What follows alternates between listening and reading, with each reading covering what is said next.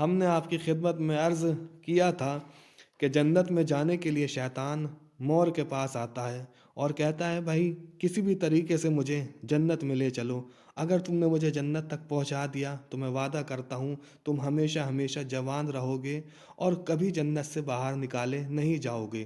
یہ سن کر مور کہتا ہے کہ بھائی میرے پاس تو کوئی ایسی جگہ نہیں ہے کہ جس میں چھپا کر میں تجھے داخل جنت کروں، اس لیے کہ راستے میں رضوان جنت بھی بیٹھا رہتا ہے کہ جس کی اجازت کے بغیر نہ تو کوئی اندر جا سکتا ہے اور نہ کوئی اس کی اجازت کے بغیر باہر آ سکتا ہے۔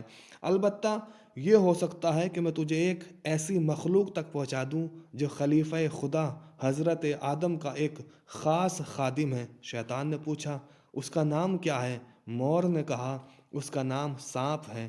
یہ سن کر شیطان کہتا ہے بھائی پھر دیر نہ کر، جلدی کرو، ہو سکتا ہے اسی کے ذریعے سے میں اپنے مقصد تک پہنچ جاؤں۔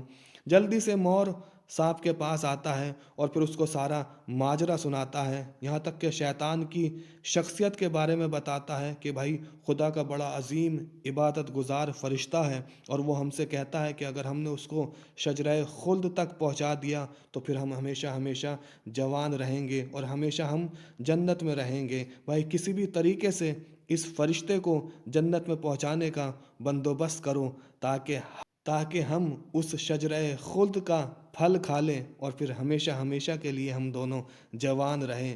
بس یہ سننا تھا۔ سانپ بڑی تیزی سے شیطان کے پاس آیا۔ شیطان نے اس سے بھی وہی کہا جو کچھ مور سے کہا تھا، کہا تمہارا یہ رنگ روپ، یہ حسن و جمال سب ختم ہو جائے گا، ہاں اگر تم نے شجرہ خلد کا پھل کھا لیا تو تم ہمیشہ ہمیشہ اسی طرح جوان بنے رہو گے۔ یہ سن کر سانپ کہتا ہے بھائی یہ تمہیں جنت میں لے جانا یہ کام تو بڑا مشکل ہے، اس لیے کہ ہر وقت رضوان جنت در جنت پر کھڑا رہتا ہے۔ شیطان نے کہا اس کا طریقہ میں تم کو بتائے دیتا ہوں، میں ہوا بن جاتا ہوں، تم مجھے اپنے دانتوں کے درمیان بٹھا کر منہ بند کر لینا۔ چنانچہ ایسا ہی ہوا، سانپ نے منہ کھولا اور وہ ہوا بن کر اس کے دانتوں میں چھپ کر بیٹھ گیا۔ شیطان اسی جگہ بیٹھا تھا جہاں آج کل کے سانپوں کے منہ میں زہر ہوتا ہے۔ بہرحال شیطان ہوا بن کر سانپ کے منہ میں بیٹھ گیا، سانپ منہ بند کر کے اسے جنت میں لے آیا۔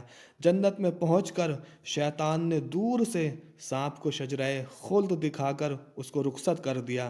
اور یہ یاد رکھیں کہ شجرہ خلد یہ وہی شجر تھا کہ جس کے قریب سانپ تو کیا اللہ نے جناب آدم کو بھی منع کیا تھا کہ اس کے قریب مت جانا۔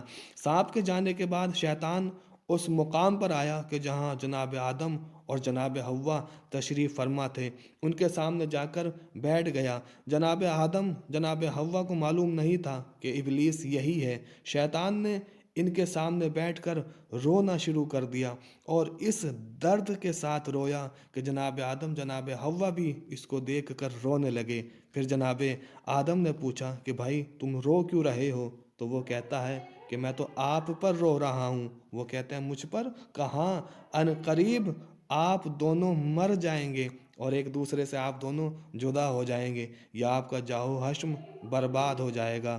یہ بات ان دونوں کے دل میں گھر کر گئی، دونوں سخت غمگین ہوئے۔ شیطان نے پھر سے رونا شروع کر دیا اور دہاڑے مارتا ہوا وہاں سے واپس چلا گیا۔ کچھ دیر کے بعد پھر واپس آیا اور روتے روتے کہتا ہے کہ اے آدم اگر تم چاہو تو میں تمہیں اس آنے والی مصیبت کا راہ حل بتا سکتا ہوں۔ اب آگے ہم آپ کی خدمت میں عرض کریں گے کہ شیطان نے جناب آدم کو کیا کہا اور پھر جناب آدم نے اس کا رد عمل کیا کیا۔